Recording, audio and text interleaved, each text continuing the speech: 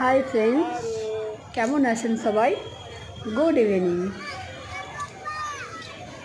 সবাই জানেন মুম্বাই মহারাষ্ট্রতে গণেশ পুজো খুব বড় করে হয়। আমরা সেই গণেশ পুজোর মেলাতেই এসেছি। মহারাষ্ট্রতে সচরাচর এরকম মেলা দেখা যায় না, এই প্রথমবার এরকম মেলা বসেছে। আমরা আমাদের দুই মেয়েকে নিয়ে ঘুরতে এসেছি, খুব আনন্দ হচ্ছে।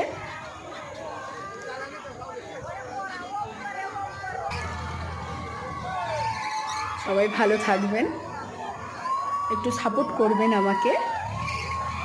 বাই।